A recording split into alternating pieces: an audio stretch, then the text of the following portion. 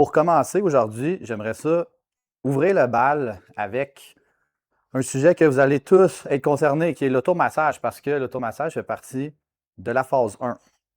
Et ce qui est important de comprendre, c'est que cette technique-là peut vous suivre, en fait, tout le long du processus. Fait que c'est pas parce que c'est un élément de la phase 1 qu'il faut absolument le mettre de côté après, une fois qu'on a fini la phase 1. Fait que c'est quoi l'automassage? En gros, là, c'est super simple. C'est l'action de masser soit avec une balle, un foam roller. Ça peut être différents outils, mais en gros, l'automassage, c'est comme avoir un massothérapeute constamment avec soi à la maison, gratuitement, disponible en tout temps, puis c'est toi. C'est ça la magie de la chose. Je pense qu'il est important de comprendre, en fait, c'est pourquoi est-ce qu'on voudrait faire de l'automassage plutôt que de se dire, moi, je vais payer quelqu'un, je vais aller me faire masser, puis ça va être ça qui va être ça. Pas besoin d'en apprendre plus. C'est quelqu'un qui va me faire ça, c'est sa job, il connaît ça plus que moi. Laisse-moi t'expliquer une chose. Premièrement, avoir le contrôle sur soi, ça n'a pas de prix, OK? Si tu es dépendant de l'horaire de quelqu'un, tu es pogné à avoir un rendez-vous une fois par mois. De un, ça n'en dit long sur ce que tu fais les 30 autres jours, OK? Si tu attends après ton rendez-vous pour te faire masser, il n'y a rien qui se passe les autres jours.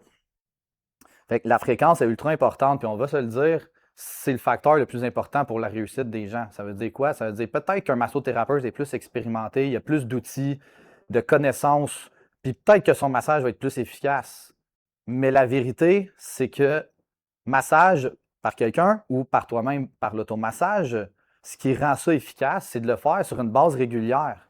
Fait que quand bien même que tu vas voir le meilleur massothérapeute une fois par mois, à moins que tu ailles le voir tous les jours et que tu as 150$ à flober par jour, ben, tu vas être avantagé avec l'automassage. Je ne suis pas en train de dire de ne pas voir de massothérapeute. Je suis en train de dire, pareil comme on va tout voir un dentiste, attends pas d'aller au dentiste pour avoir une bouche propre. Tu vas te brosser les dents de chaque séance. Puis oui, le dentiste est plus efficace, puis il y a plus d'outils. Puis tu sors de là la bouche bien plus propre qu'après un brossage de dents que tu fais chez vous. Mais ça ne veut pas dire de ne pas les brosser quand tu es chez vous. Les gens approchent la massothérapie comme ça. Ils vont se faire masser, puis après ils retournent chez eux. Comme s'ils avaient été au dentiste, leur job est fait, pas besoin de se brosser les dents. Moi, je suis là pour te montrer justement le brossage de dents. Comment le faire, pourquoi, combien de temps. Fait que c'est tout ce qu'on va voir aujourd'hui. L'autre point important, c'est que ça va avoir un effet marqué sur la diminution de douleur. Puis la diminution de douleur n'égale pas nécessairement problème réglé dans le long terme, mais il faut quand même prendre en compte l'importance d'un soulagement à court terme, parce que c'est ce qui ouvre la porte à créer des changements dans le long terme par la suite.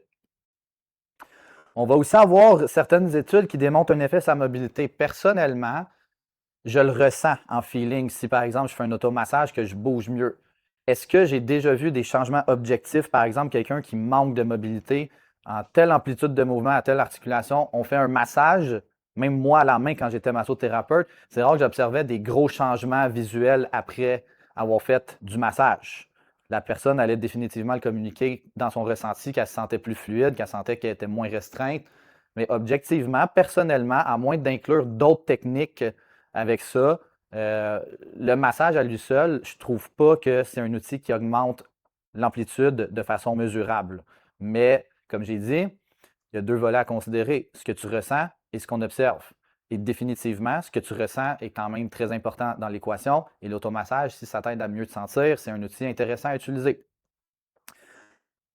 Ensuite de ça, pour tout ce qui est scientifique, c'est pas clair. On a dit quelque chose pendant un bout, puis là, finalement, c'est pas sûr. Puis la vérité, c'est comme j'ai dit, on peut noter une amélioration de la mobilité selon les études. Moi, j'ai parlé de mon expérience. Je trouve qu'en termes de ressenti, oui. En termes observables, plus ou moins. Les tensions musculaires, ça aide vraiment à diminuer les tensions musculaires.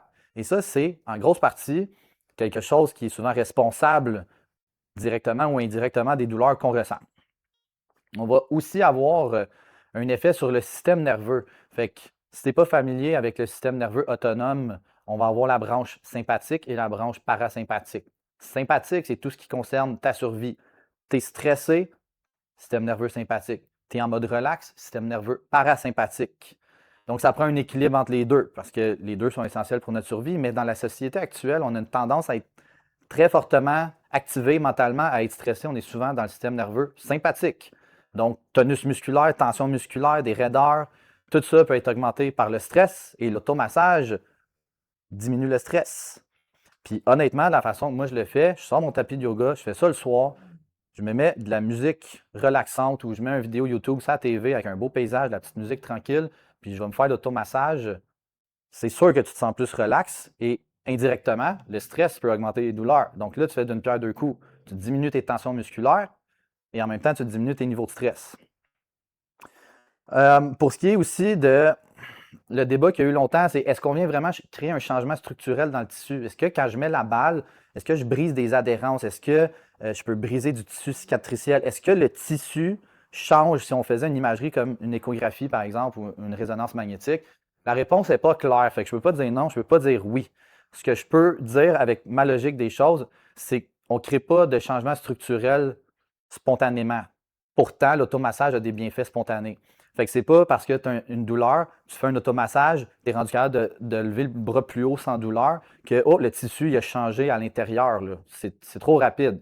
C'est plutôt une question de système nerveux. Comme j'ai expliqué, le tonus descend, on tombe en mode relax, et ça a un impact plus majeur qu'on pense que l'élasticité du muscle.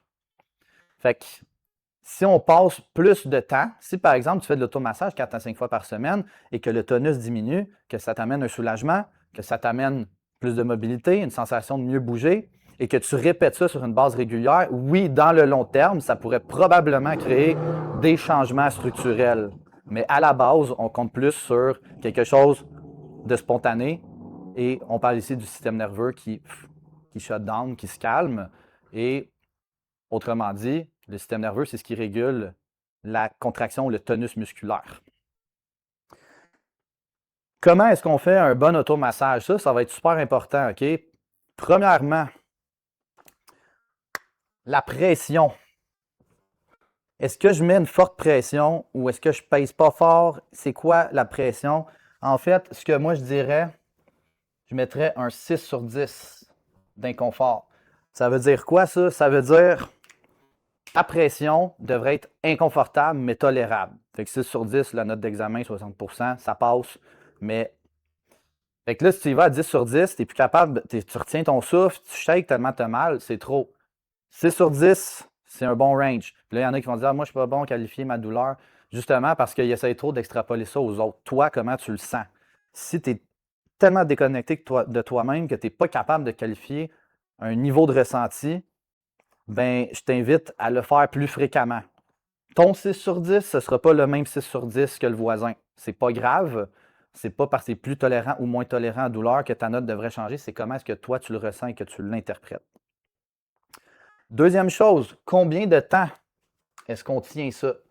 Fait que, si tu as passé par l'automassage avec moi, tu vas constater que je mets tout le temps un 2 minutes. Ou des fois, je peux faire des exceptions, puis je vais mettre par exemple 30 secondes, mais 3 séries, ce qui donne 1 minute et demie. Bref, tout ça, c'est un temps que je donne parce que je n'ai pas le choix, parce que je te fais un plan. Fait que je me verrais bien mal mettre des paramètres. Ah, reste là jusqu'à ce que ça relaxe. La vérité, c'est que j'écris 2 minutes parce que c'est un minimum. Si tu fais ça 30 secondes, c'est pas assez. Mais si tu fais 2 minutes puis que tu sens encore que de la tension, tu peux rester plus longtemps. Moi, personnellement, je ne mets pas de chrono quand je fais de l'automassage. C'est un moment où je me connecte avec moi-même. Je mets ma balle au spot. Je sais que ce spot-là, c'est le bon. Je reste là. Puis je peux rester là le temps que ça prend, jusqu'à temps que je sens que la balle, elle me fait plus mal. Il y a des spots que ça va toujours faire mal, puis il y a d'autres spots que sérieusement, c'est quasiment de la magie. Je le mets, c'est atroce. Puis je reste là, je reste là, je reste là, puis tranquillement, je pourrais mettre la pression la plus forte possible. Après un certain temps, je ne le sens plus. Fait que c'est pas parce que j'écris ça dans ton plan que tu dois absolument suivre ça. C'est important, l'automassage, c'est toi contre toi-même. Fait que quand bien même que moi, je suis à l'extérieur de ton corps, je ne sais pas ce que tu ressens. Oui, j'ai plus de connaissances. Oui, je peux te dire, tiens, ça, 2 minutes, c'est un range. Tu peux y aller le temps que tu veux. Mais minimum 1 à 2 minutes, là, en bas de ça, c'est pas assez. Ensuite de ça, pour ce qui est de est-ce qu'on bouge? Fait que 2 minutes. Est-ce qu'on bouge? Est-ce que je vais de haut en bas? Est-ce que je reste là? Est-ce que je bouge de côté? Encore une fois, vas-y avec ton feeling. Moi, personnellement, je ne me donne pas de directive. Je vais mettre la balle, puis je vais y aller selon comment je me sens. Je peux rester là 1-2 minutes, puis à un moment donné, je vais me mettre à bouger. Puis il n'y a pas de sens. OK? Ça veut dire, si par exemple, tu masses tel muscle, tu n'es pas obligé de dire OK, ça tâche de là à là, les fibres vont de haut en bas, donc je vais rouler de haut en bas. Là, des fois, le monde, au lieu de relaxer, sont là en train de faire leur automassage au mur, puis t'es pas en train de relaxer, là. Fait que c'est correct de bouger, mais honnêtement, je pense que c'est surestimé. Tu peux trouver un spot, puis rester là pendant une durée déterminée. Tu peux bouger, des légers mouvements, de haut en bas, de côté aussi. De côté, on va aller chercher ce qu'on appelle une force de cisaillement. Fait que tu peux aller de haut en bas, dans le sens des fibres. Tu peux aussi aller de côté. Et là, ce que tu vas souvent remarquer quand on va de côté, c'est tout simplement que ça va faire une force de friction. Fait que si par exemple je roule, ça va.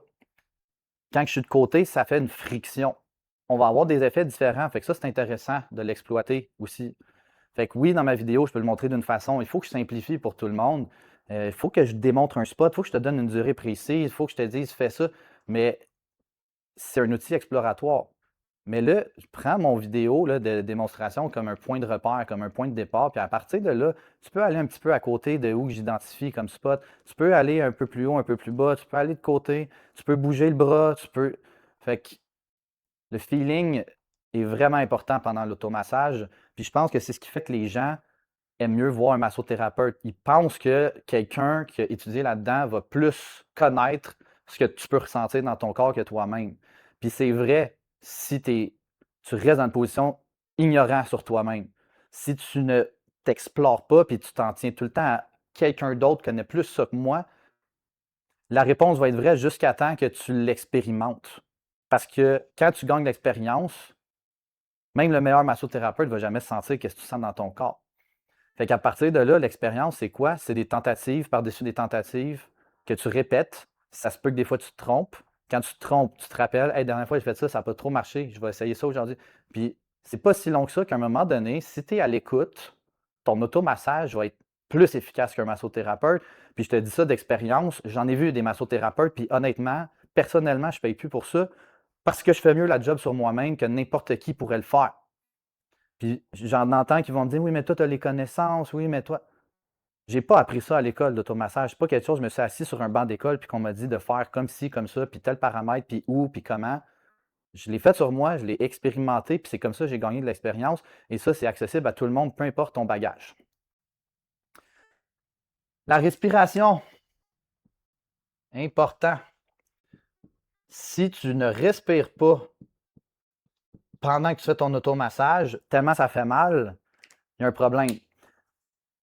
Tu dois être capable de respirer profondément. Là, je ne commencerai pas à dire, OK, compte le nombre de temps que tu fais l'automassage. Y a-tu des. Bouge un peu. OK, en même temps, compte 4 secondes, expirer, 4 secondes, expirer. Non. Feeling, encore une fois, mais quand tu relaxes, tu prends des grandes expirations, des grandes expirations. Fait que le but dans tout ça, c'est d'être capable de bien respirer. Sinon, c'est déjà un indicateur que tu es peut-être à plus que 6 sur 10. Ensuite, les erreurs qu'on voit souvent. Justement, les gens, ils ne restent pas assez longtemps. Fait que ça peut arriver quand ça fait trop mal. Si tu es pogné là et tu grinces des dents, tu n'es plus capable d'endurer du tout la douleur, tu y vas trop fort, c'est sûr que ça va être tentant de débarquer après 15 secondes. Fait que vraiment faire attention. Deuxième chose, les gens ne relaxent pas le muscle qui masse. Fait que je te donne un exemple, tu peux être au mur en train de te masser avec une balle. Si ce bras-là, tu es de même dans les airs, il est en train de forcer, là. Il faut que ce soit mou, mou, mou. Au pire, tu le portes avec l'autre bras. C'est ça pour tous les muscles. Tu sais qu'est-ce qui va se passer quand tu vas faire ça? C'est pareil comme la méditation. La première seconde que tu te dis, hey, sais-tu quoi? Je suis en train de forcer, je vais relaxer. Tu prends conscience que tu es en train de forcer, tu vas relaxer, tu vas continuer de te masser. 5 secondes, 10 secondes après, tu vas encore avoir du tonus dans le muscle, tu vas encore le reforcer parce que la pression fait mal. Il va falloir que tu te ressentes sur toi-même et te dis, je suis encore en train de forcer, il faut que je relaxe. Et ça, tu dois te le dire pratiquement à chaque seconde que tu fais ton automassage. Fait que c'est pas juste, je mets la balle puis je pense à la pluie et le beau temps. Si tu veux avoir l'effet positif, quand je parle de diminuer le tonus musculaire, de diminuer le stress, de t'amener dans un système nerveux parasympathique où justement tu es dans un mode de récupération, de relaxation, tu ne peux pas être en train de penser à tes finances, puis à tes tâches de demain, puis il faut que tu ailles porter les enfants, puis ci, puis ça. Là, c'est un moment que tu prends pour toi, puis écouter ce que tu ressens dedans. Puis si tu es en train de penser à d'autres choses, tu vas être en train de contracter le muscle sans t'en rendre compte. Fait que c'est là le temps ça fait quasiment comme une méditation, comme j'ai dit. Prends conscience que tu es en train de penser. C'est ça, l'action de méditer. Tu t'assois puis tu veux essayer de juste être assis. Il y a une pensée qui vient, ça va être sûr que ça arrive. C'est automatique. C'est juste d'en prendre conscience. Même chose avec la contraction musculaire. Tu mets une balle sur un point de tension douloureux, le muscle, il veut se tendre, il veut se contracter. Ça va être à toi de faire ah, le muscle est en train de se contracter, j'en prends conscience, relaxons-le. Et pas juste une fois. Finalement, comment est-ce qu'on intègre ça dans le programme? Fait que la clé dans l'histoire, c'est que j'utilise l'automassage pour une raison bien précise. En début de réhabilitation, notre niveau de douleur est à son maximum d'irritabilité. Même si c'est juste un 2-3 sur 10, c'est en début de réhabilitation que tu vas être à ton maximum. Puis on espère avec le temps que ça diminue. Donc, logiquement, quand tu as un niveau d'irritabilité supérieur, quand tu commences un processus, on veut y aller doucement. C'est la première des choses. Deuxième des choses, on a ce qu'on appelle la théorie du portillon. Ça veut dire que si j'ai un toucher léger, si, par exemple, quand on se cogne, on a tous les réflexes de se tenir, de se frotter, la théorie du portillon fait en sorte que si on a une stimulation autre que celle de la douleur, le cerveau est occupé à gérer deux choses en même temps, il devient moins efficace pour gérer la sensation de douleur. L'automassage, on exploite ça. On vient créer une pression sur un endroit douloureux, le cerveau doit gérer deux choses en même temps et à ce moment-là, devient moins efficace pour gérer la douleur. Fait que je l'intègre littéralement c'est comme si tu commences le processus, tu es en feu. Tu as chaud, tu es brûlant, puis on veut descendre la température parce que dans un contexte où tu es brûlant, il y a tout, à la seconde qu'on met un petit peu d'huile, le feu part. Il faut que le feu descende. Fait que c'est là qu'on vient rentrer l'automassage dans l'équation. C'est un moyen d'avoir un soulagement rapide, c'est un moyen de descendre les niveaux de stress. C'est assez sécuritaire. C'est très rare que quelqu'un va empirer sa douleur avec ça. Je ne dis pas que ça n'arrivera jamais. Fait que si tu écoutes ça et que c'est ton cas, on va s'en parler. Mais le point est que c'est le genre de choses que je peux ne pas avoir évalué quelqu'un puis dire je ne me tromperai pas trop en donnant ça. C'est quand même safe. Puis je ne veux jamais approcher un début de réhabilitation avec de quoi d'extrême. On commence doucement, on ajoute dans la phase 2 du stress, dans la phase 3, on ajoute encore plus. C'est comme ça qu'on devrait procéder. On ne commence jamais avec le plus dur. Fait que l'automassage, excellent pour ouvrir la porte à prendre action plus loin dans la phase 2 et dans la phase 3. Fait que l'erreur que les gens font souvent, c'est comme j'ai dit, ils vont aller se faire masser, ça ouvre la porte, puis ils ne passent jamais à travers. C'est pas le massothérapeute qui va prendre tes jambes puis te faire marcher puis passer à travers la porte que lui a ouverte avec la massothérapie. Fait que moi, ce que je veux faire dans la phase 1, c'est ouvrir la porte, puis ensuite, dans la phase 2, je te montre pas par pas comment marcher à travers pour que dans la phase 3, finalement, tu es dans le monde réel, tu es rendu dehors, puis tu es capable de supporter le stress de la vie quotidienne. Si ta vie quotidienne, c'est d'aller au gym, de faire quelconque sport, c'est des demandes qui sont stressantes pour le corps. Donc, on doit finalement sortir dans le monde réel puis te préparer à ça dans le bon temps voulu. Fait que l'automassage, très bonne introduction, sécuritaire, diminue la douleur rapidement, peut aider à la connaissance de soi, se connecter avec soi-même, ressentir, écouter, explorer. J'ai mal là, j'ai pas mal là, je pèse ici, oh, ça me résonne plus loin dans l'épaule, oh, je pèse là, ça, je le sens que c'est un point de tension important, ouf, trop fort, je vais peser moins fort. Tout ça, là, c'est le genre de choses que si tu étais couché sur une table à laisser un masso faire, tu passerais la séance au complet à y parler. À dire, ah non, tasse-toi un peu, ah, un peu plus bas, ok, pèse moins fort parce que là, ça fait mal. La majorité du temps, on dit rien, puis on aimerait ça qu'il aille plus fort, on aimerait ça qu'il aille moins fort, on aimerait ça qu'il aille plus haut, moins haut. Puis même si tu tombes sur le meilleur, je veux dire, j'ai été massothérapeute longtemps, puis même avec le feeling que j'ai de moi-même, à faire un massage sur quelqu'un, la réalité, c'est que je ne sais pas ce qu'il sent. Je ne sais pas s'il est sa table en train de se dire ouf, c'est pas à bonne place ou ouf, c'est trop fort. Puis oui, des fois, tu le vois avec les réactions. Hein? Les gens, je veux dire, c'est facile de voir quand tu pèses fort et qu'ils ont mal. Mais j'invite tout le monde à prendre le pouvoir là-dessus, à vraiment explorer, s'écouter à l'intérieur, puis à prendre un moment pour prendre soin de soi plutôt qu'à délaisser ça dans les mains de quelqu'un. Puis la philosophie est souvent la même, je trouve, dans la société actuelle. C'est ce qui fait que les gens sont. Tout le monde est déranché aujourd'hui. Puis la raison principale, selon moi, c'est l'ignorance voulue, si je peux appeler ça comme ça. Les gens ignorent comment mettre une balle. C'est pas ça c'est pas compliqué, là. suis ma petite vidéo, là, tu vas comprendre. C'est juste qu'à un moment donné, même en écoutant une vidéo, même en connaissant l'anatomie, même en ayant les connaissances de n'importe quel thérapeute, couche-toi sur la balle, couche-toi sur le rouleau, expérimente, ressens, écoute, fais des tests, réécoute. Comment que ça se porte? Ça va-tu mieux? Ça va-tu plus mal?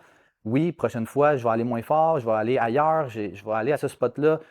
Tout ça, c'est prendre le pouvoir sur soi et ça, c'est la clé pour une réhabilitation complète dans le long terme. Fait que cette vidéo-là, je sais qu'elle est longue, j'aurais pu faire ça concis, toujours comme Facebook, essayer d'accrocher rapidement. Mais ici, cette plateforme-là, je veux vraiment que ce soit un moment où les gens, j'ai pas de filtre, j'ai pas à attirer l'attention sur les réseaux sociaux. Je veux dire les choses comme ils sont. Et l'ignorance voulue des gens face à leur douleur, face à oh, j'ai mal, je vais aller me faire masser, je trouve que c'est un facteur parmi tant d'autres qui peut être responsable de pourquoi quelqu'un traîne sa douleur. Fait que s'écouter, expérimenter, réécouter et ajuster si on a besoin. Si ça va bien, on continue. Mais pour ça, il faut que tu entendes. Si ça fait mal, le corps il dit c'est trop. Si ça va, le corps il dit continue. Fait que sur ces belles paroles, je vous invite à écouter mes vidéos, à appliquer comme dans les consignes, placer la balle à cet endroit-là, à tenir le nombre de temps que j'écris dans le plan. Mais sais-tu quoi? Je t'invite aussi à sortir des sentiers battus que je te donne parce que je dois tracer des chemins pour établir un programme, mais tu peux tracer ton propre chemin. Tu peux aller un petit peu au-delà du spot que je mets dans ma vidéo. Tu peux aller plus longtemps. Tu choisis ta force. Puis finalement, une balle, un rouleau, ça se traîne n'importe où, OK? Fait qu'il n'y a pas d'excuse. Tu peux amener ça n'importe où. Ça coûte pas cher. Tu te sauves 120, 130, 150 pièces de massage à chaque fois. Puis si tu tiens à aller te faire masser, puis continuer de payer, c'est correct, tant mieux. Mais tu auras un outil pour entretenir les résultats entre chaque séance et rendre ces séances-là plus efficaces. De la même façon que tu vas au dentiste pour te faire nettoyer la bouche, tu vas rendre ça bien plus efficace si tu retournes chez vous en te brossant les dents. Dentiste une fois par année, ça va être suffisant. Sinon, il va falloir que tu y ailles à tous les jours, à toutes les semaines minimum. Ça coûte cher de temps, ça coûte cher d'argent. Et finalement, c'est complètement se déresponsabiliser. Fait que je conclue là-dessus. On se responsabilise, on se met en connexion avec notre corps, on écoute, on explore. Et ça va vous donner les meilleurs résultats.